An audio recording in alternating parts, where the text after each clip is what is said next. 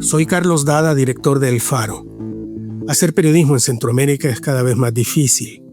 Trabajamos bajo acosos, amenazas y detenciones arbitrarias por parte de regímenes que necesitan ocultar su corrupción, sus abusos de poder y sus pactos mafiosos. Informarte con El Faro es gratis. Hacer El Faro no. Demanda muchos recursos.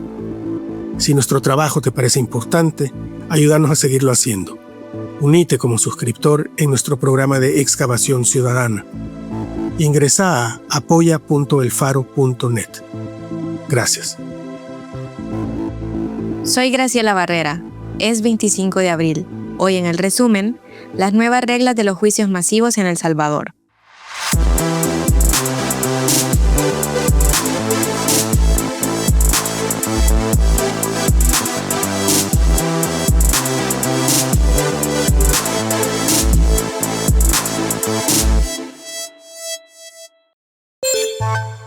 El gobierno de Nayib Bukele presentó como histórico el juicio que el Tribunal Sexto contra el Crimen realiza en contra de 486 supuestos miembros de la Mara Salvatrucha 13, incluidos 22 integrantes de la Ranfla Nacional.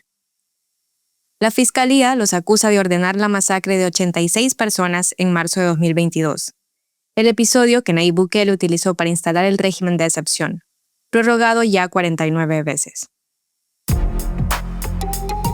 No se trata solo de juicios masivos, sino de un sistema que pasó de evaluar responsabilidades individuales a imponer condenas colectivas, con penas que pueden acumularse hasta equivaler, en la práctica, a cadena perpetua, que entrará en vigencia el 26 de abril de 2026. La Fiscalía dice que cuenta con 3 testigos criteriados. Los testimonios apuntan como responsables a la Ranfla Nacional de ordenar más de 47.000 crímenes, incluidos homicidios, feminicidios, extorsión, narcotráfico, desapariciones y tráfico de armas en todo El Salvador entre 2012 y 2022. Un testigo aseguró que la dirigencia de la MS-13 también planificó el asesinato de más de 200 personas, cuyos cuerpos habrían sido enterrados en la finca suiza, en Nuevo Cuscatlán La Libertad, descrita como una de las bases de operación de la pandilla. Así lo describe Max Muñoz, fiscal adjunto contra el crimen organizado. A todos ellos se les pretende atribuir la totalidad de los homicidios que fueron responsabilidad de esta estructura. ¿Por qué? Porque esta estructura mataba bajo la figura de válvulas abiertas. Es decir, válvulas abiertas era una autorización por parte de la Ranfla para poder matar contrincantes, matar a miembros de la corporación policial, a miembros de la Fuerza Armada, a hacer atentados terroristas en contra de puestos policiales, en contra de algunas instituciones públicas. Y por tanto, todos estos delitos serán atribuidos a esta Ranfla histórica, que es el centro de poder que tenía esta estructura criminal, que es meramente homicida. Las reformas al Código Procesal Penal y a la Ley contra el Crimen Organizado cambiaron la lógica del proceso. Ya no se exige probar caso por caso qué hizo cada acusado. Basta vincularlo a una estructura para imputar los crímenes atribuidos al grupo. Para entender qué cambió, hablamos con el abogado penalista Elías Ramírez. Y los medios de prueba con los que se condenen a los primeros pueden servir van a ser los mismos para condenar a los que se vayan agregando. Esa es la modalidad de la audiencia abierta. Y le puede decir el fiscal: mire, señor juez, en esta primera parte de la audiencia única abierta vamos a procesar a 75. Ahorita vamos con 75, pero como queda abierta, después podemos meter otros 50, después podemos meter otros 25, y así se pueden ir incorporando. La FGR difundió fotografías en sus redes sociales de cientos de reos en el Secot y en otras cárceles destinadas a pandilleros. Las imágenes muestran por primera vez en años el paradero y el estado de varios líderes nacionales de la estructura, de quienes no había información pública. Entre ellos aparece Borromeo Enrique Enríquez Solórzano, alias el Diablito de Hollywood, señalado como uno de los principales líderes de la MS-13.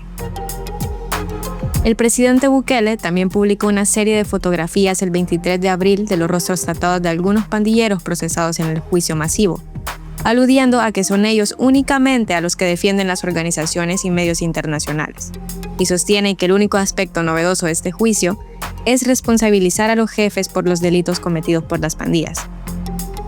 En la narrativa del gobierno, en las cárceles salvadoreñas únicamente hay pandilleros. Informes de organizaciones nacionales e internacionales y decenas de reportajes documentan que hubo capturas de personas en comunidades pobres, arrestadas por su apariencia y sin vínculos con estructuras criminales. La FGR ya había anunciado en enero de 2024 que persigue a toda la estructura de la MS-13 durante la administración de Bukele en el diario El Salvador. Sin embargo, existen matices que diferencian aquel anuncio del panorama actual. Conversamos con el periodista mexicano Carlos García, especializado en la Mara Salvatrucha, y esto fue lo que nos dijo.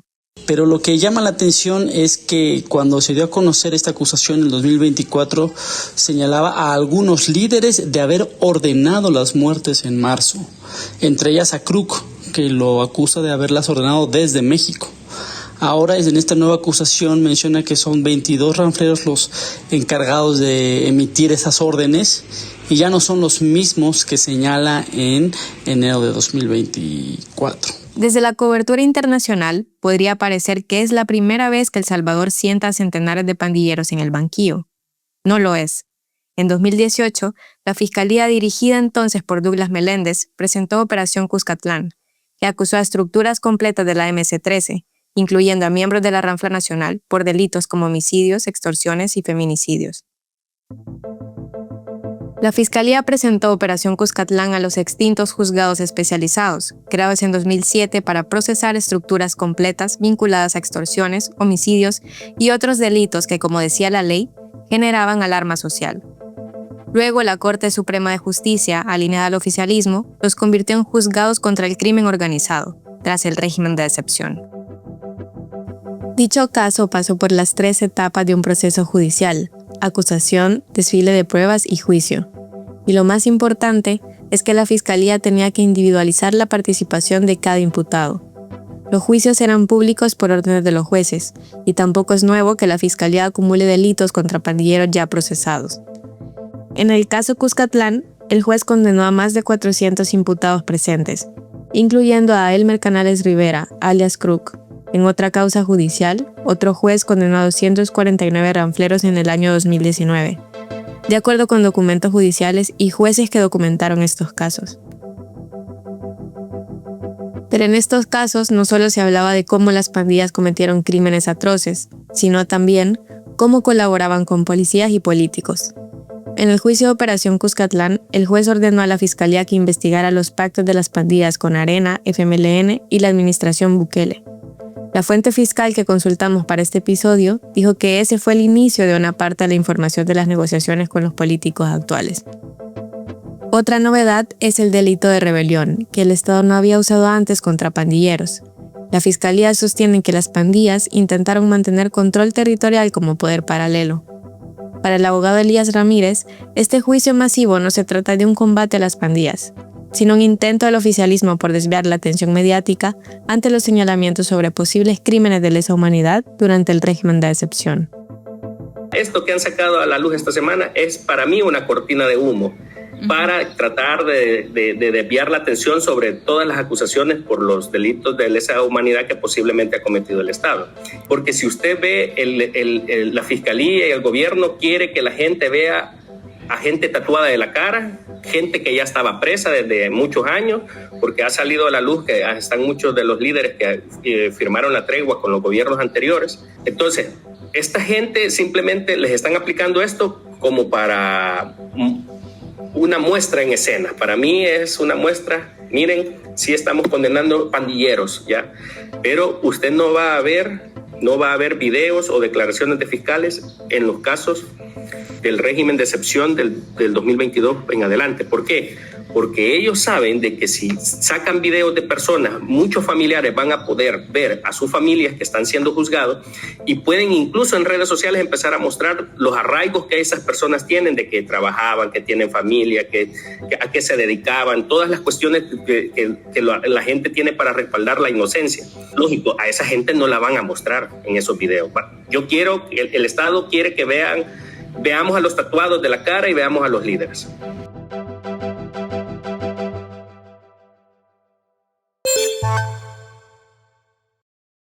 Así como lo informé al Comité contra la Tortura, en este periodo no he recibido ni un solo caso de tortura que haya sido denunciado en la institución que presido. Ella es Raquel Caballero, procuradora de Derechos Humanos de El Salvador. El 6 de octubre de 2025 ante diputados de la Asamblea Legislativa dominada por el partido oficial. Caballero mintió. Los registros oficiales de la institución la contradicen. Entre 2022 y septiembre de 2025, la Procuraduría recibió la denuncia de al menos 22 casos de tortura y más de 2.000 violaciones graves a los derechos humanos por el régimen de excepción de Bukele, según un reportaje de los periodistas Andrés Dimas y Saraí Alas publicado esta semana por la Alianza Intermedios. Las denuncias ciudadanas recibidas por la PDDH también incluyen 201 asesinatos y muertes bajo custodia estatal, 61 por tratos crueles e inhumanos, 48 de desaparición forzada y 1.672 de capturas arbitrarias, a manos de policías, militares y custodios de las cárceles. El ex procurador David Morales, citado en el reportaje, explicó que estos registros podrían servir como prueba para una eventual investigación internacional contra funcionarios salvadoreños por crímenes de lesa humanidad cometidos durante el estado de excepción. El segundo al mando de la Fiscalía General de la República, Carlos Rodolfo Linares Asensio, fue nombrado juez del Tribunal Segundo de Sentencia de Santa Ana. Tomó el cargo después de que la Corte Suprema de Justicia destituyera a la jueza Consuelo Duarte de Aguilera. Linares Asensio fue el fiscal adjunto desde el 17 de mayo de 2021, 2 semanas después de que la Asamblea Legislativa impusiera a Rodolfo Delgado como fiscal general. Antes de dirigir la Fiscalía, Linares Asensio desarrolló parte de su carrera en el órgano judicial. Trabajó en tribunales desde la década de los 90. En Santa Ana fue juez del extinto Juzgado Especializado de Sentencia. Su trayectoria de juez lo relaciona con el actual fiscal general Rodolfo Delgado, cuando éste se dedicaba a litigar como abogado particular. En febrero de 2021, como juez especializado de sentencia en Santa Ana, Linares Asensio absolvió a Jorge Manuel Vega Knight, un empresario procesado por abastecer de droga a la MS-13 y por facilitar operaciones de la pandilla en sus moteles. El defensor de Vega Knight era Delgado. El juez Linares Asensio concluyó que las pruebas contra Vega Knight no eran suficientes para condenarlo y decidió absolverlo. La Fiscalía había presentado análisis financieros, escuchas telefónicas y el testimonio de un colaborador que apuntaban a vínculos entre Vega Knight y la pandilla. Aún así, el juez Linares Asensio absolvió al empresario. Semanas después, Delgado fue nombrado fiscal general y a las 2 semanas nombró a Linares Asensio como su segundo al mando. Para conocer más, leo o escucha la investigación de Gabriela Cáceres y Gabriel Labrador, destituyen a segundo al mando de la Fiscalía y lo colocan como juez en elfaro.net. En la nota de Centroamérica, les contamos sobre la recomposición política en Honduras, publicado en El Faro English por Juliana Ramazzini. Apenas 2 meses y medio después de asumir el cargo, el nuevo presidente hondureño Nasri Asfura está abriéndose campo para concentrar más poder. Libre, el partido de la expresidenta Xiomara Castro ha sido desplazado de la toma de decisiones a través de juicios políticos contra funcionarios clave. Tras unas elecciones empañadas por acusaciones de fraude, los aliados en el Congreso del presidente Asfura ya han impulsado una ola de destituciones de funcionarios para que el Partido Nacional asegure más control político. 19 organizaciones internacionales de derechos humanos calificaron los juicios políticos de inconsistentes con los estándares internacionales de este tipo de procedimientos y dentro de un contexto de alta polarización institucional debido al reciente cambio de gobierno. Entre los funcionarios destituidos está el fiscal general Joel Zelaya, designado ilegalmente en 2023 por Libre, después de meses de regateos con sus oponentes. Ahora Zelaya ha sido víctima de la destitución irregular en un juicio político express. La remoción del fiscal fue rápida. En menos de 48 horas se admitió la denuncia, se escuchó a los testigos de la acusación sin permitir el contrainterrogatorio y recomendaron mi remoción, publicó Zelaya en X. Esa remoción fue seguida por la del representante de Libre ante el Consejo Nacional Electoral, Marlon Ochoa, quien impulsó la narrativa de fraude que promovía el Partido Libre en las últimas elecciones. Ochoa abandonó el país en marzo. El presidente Asfura justificó la destitución de Ochoa argumentando que la elección de 2025 fue un desastre. Juicio político. Claro, el Congreso tiene todas las facultades para hacerlo. No se pueden vivir tampoco el sufrimiento que tuvimos en el año 2025, un atentado contra la democracia. Eso no se puede permitir. Luego fue removido el juez del Tribunal Electoral Mario Morazán, designado por Libre y acusado de boicotear decisiones electorales clave al romper quórum y retirarse de las sesiones. Después, Raquel Obando, presidenta de la Corte Suprema de Justicia, renunció antes de que un proceso de juicio político pudiera afectarle. Se quedó como magistrada de menor rango. Ahora el Congreso se prepara para seleccionar a los reemplazos. Se requiere una mayoría de 86 de 128 votos para nombrarlos. Los representantes del Partido Nacional y del Partido Liberal, por sí solos, suman 90.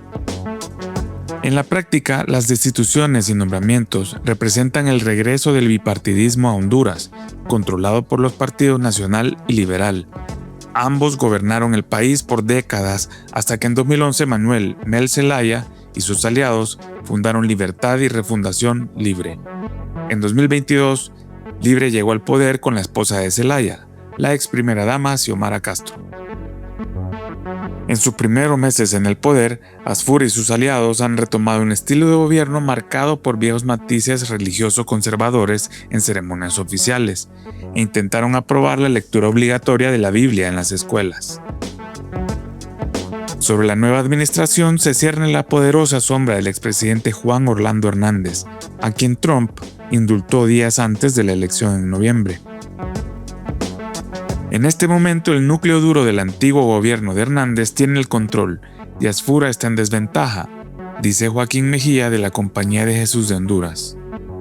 Un punto de continuidad entre los dos hombres son los lazos con Trump e Israel, a los cuales Asfura ya ha visitado, rompiendo con la retórica a veces antiimperialista de Castro. No estamos ante un simple cambio de gobierno, sino un cambio de era, y esta era llegó para quedarse, concluye Mejía.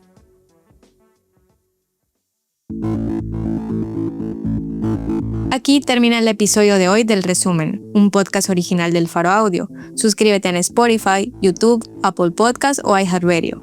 Gabriela Cáceres y yo escribimos este episodio con reportes de Andrés Dimas. La edición es de Victoria Delgado. El arte de portada es de Daniel Reyes. La producción de sonido y música es de Omnium.